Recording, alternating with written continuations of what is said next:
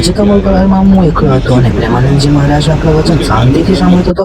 એના સાથે પેલા ભાઈ આજે રજા પાડી દીધી, એકદમ ખબર જ ના પડી. તો હું સવારમાં વળે નીકળી ગયો હતો. તે પણ ઠંડીના અંદર ખબર જ ના પડી કે શું કરું શું નહીં. તો નીચે ટેકનિક કરીને આપણે તો માસ્ક વગેરેનું પહેરી લીધું ને રૂમાલ બાંધીને મસ્ત ઠંડીની બચતા નીકળી ગયા અમૂલ પાર્લર બાજુ. રસ્તામાં પહોંચતા અંદર અમૂલ પાર્લરના પહેલા તો આપણે ઇન્ડિયન ઓઇલ અંદર પહોંચવું પડ્યું, કારણ કે તેલ બહુ ઓછું હતું. તો પેટ્રોલ ફૂલ કરાવીને આપણે શાંતિથી વાતાવરણ દીખતાના અંદર જ નીકળી ગયા હતા.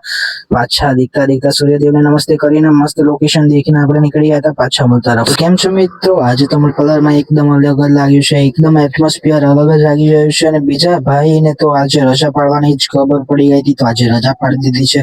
તો આપણે પહોંચી ગયા છે અમૂલ તરફ પહોંચતાના અંદર જ આપણે તો મસ્ત વેશાખ બદલી કાઢ્યો હતો અને તેના અંદર જાળી દેખવા મળી ગઈ હતી. તો એના કારણે બધું સાફ સફાઈ કરતાના અંદર જ આપણે નીકળી ગયા હતા અને બધું જેકેટ વગેરે કાઢીને મસ્ત દેખવા મળ્યા. તો આપણે લુક કેવો લાગી રહ્યો છે, તો ચલો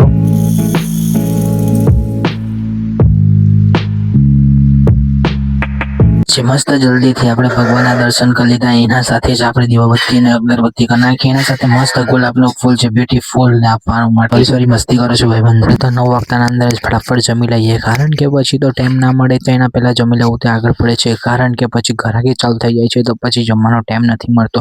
તો એના સાથે ચા આવી ગઈ હતી, ચાના દોડે ચુસ્કી માતા 2 કપ કેમના પૂરા કરી નાખ્યા ખબર જ ના પડી, કારણ કે પછી બોર થવા માંડ્યા. તો એના પછી આપણે લાલા સાદા સહાયથી શોધવાનું ચાલુ કરી નાખ્યું, કારણ કે આપણે મૂવી જોઈ હતી લાલા સાદા સહાયથી, કારણ કે હમણાં બહુ ટોપ ટ્રેન્ડમાં ચડી રહ્યું છે. તો મૂવી દેખવા મળી જ નહીં, કારણ કે ઇન્ટરનેટ પર શોધીને મળતી નથી. वही प्यारे निश्चित हो चुका है, उसके घर में स्वयं लक्ष्मी आ जाएगी।